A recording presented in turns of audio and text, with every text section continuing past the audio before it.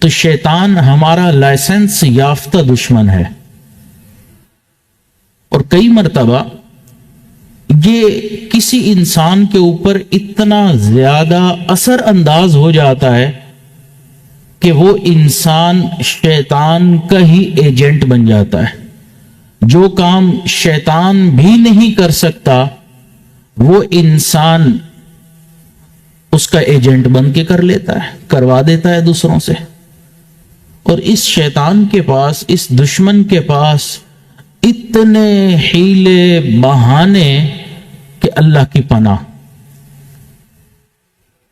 انسان سوچ بھی نہیں سکتا کہ یہ کس طرح کے حیلے بہانے کرتا ہے۔ کئی مرتبہ بڑی نیک کام سے روکنے کے لیے یہ انسان کو چھوٹے نیک کاموں میں لگا دے گا۔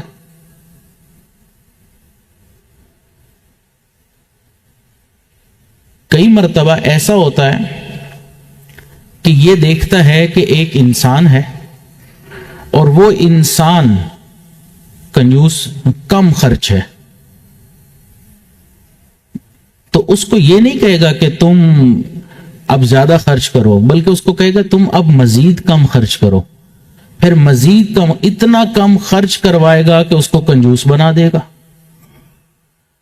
پھر یہ دیکھے گا کہ کوئی انسان ہے جو سخی ہے، تو یہ اس کے ذہن میں اب یہ نہیں ڈالے گا کہ کم خرچ کرنا چاہیے، اس کے ذہن میں ڈالے گا کہ تم تو اتنے سخی ہو، تمہیں تو چاہیے کہ حاتم طائی کی قبر پر لات مارو اور زیادہ سخاوت کرو، حتیٰ کہ اتنا زیادہ اس کو بڑھائے گا کہ وہ انسان اسراف کرنے لگ جائے گا۔ تو شیطان کا فقط ایک ہی مقصد ہے کہ انسان کو دائرہ شریعت سے باہر نکالنا۔ اگر کوئی انسان کم خرچ میں اس باؤنڈری پر کھڑا ہے تو یہاں سے یہاں نکال دے گا، اور اگر کوئی اس باؤنڈری پر کھڑا ہے تو یہاں سے یہاں نکال دے گا۔ یہ اس انداز میں کام کرتا ہے۔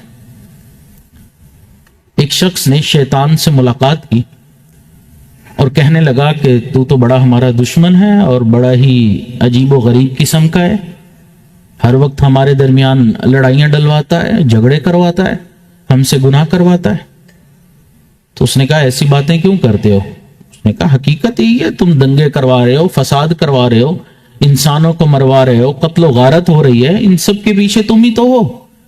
وہ کہنے لگا نہیں، میں تو فقط ایک ہی انگلی لگاتا ہوں۔ اس نے کہا وہ کیسے؟ اس نے کہا بھی دیکھنا، قریب حلوائی کی دکان تھی، اس نے شیطان نے حلوائی کی دکان سے جو شیرہ پڑا تھا اس میں سے تھوڑا سا شیرہ لیا اور دیوار پہ لگا دیا۔ اب اس شیرے کو کھانے کے لیے مکھی آئی، جب مکھی شیرے کے اوپر بیٹھی تو تھوڑی دیر کے بعد اس کے پیچھے چھپکلی آ گئی۔ جب چھپکلی آئی تو ایک بندے نے دیکھا کہ چھپکلی، تو اس نے جوتا مارا۔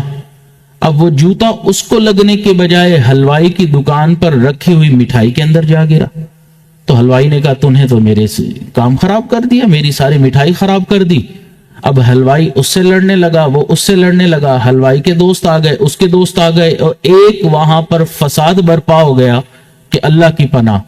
اور شیطان پیچھے کھڑا ہو کے کہنے لگا دیکھا میں نے تھوڑی لڑائی کروائی ہے، میں نے تو ایک ہی انگلی لگائی تھی، باقی یہ خود ہی کام کرتے رہتے ہیں۔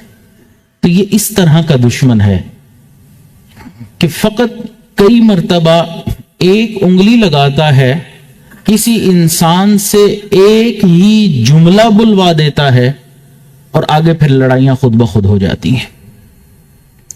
اس لیے ہمیں شریعت نے یہ حکم دیا کہ اب اگر رمضان المبارک میں کوئی انسان لڑائی جھگڑے کے موڈ میں بھی ہو، کہ اس کا موڈ ہے یا اس کا موڈ ہے کہ آج میں لڑائی کروں، اور وہ تمہیں چھیڑنا شروع کر دے، تو اسے سیدھا سیدھا کہو انا صائم، میں روزے دار ہوں، میں لڑائی جھگڑا نہیں کر سکتا۔ پرابلم کیا ہوتی ہے؟ ایک نے بات کی، ہم نے جواب دیا، اس جواب کا جواب آیا، پھر جواب کے جواب کا جواب آیا، پھر وہاں سے پھر انسان کا جھگڑا شروع ہو جائے۔ اس لیے ہمارے اسلاف شیطان سے پناہ مانگا کرتے تھے۔ حضرت رابعہ بصریہ جب تہجد کے وقت اٹھتی تھی اور دعا مانگتی تھی کہ اے اللہ، جس طرح آپ نے آسمان کو زمین پر گرنے سے روک دیا، शैतान को मुझ पर मुसल्लत होने से रोक दीजिए। तो ये दुआएं मांगनी पड़ती है। तो ये हमारा ऐसा दुश्मन है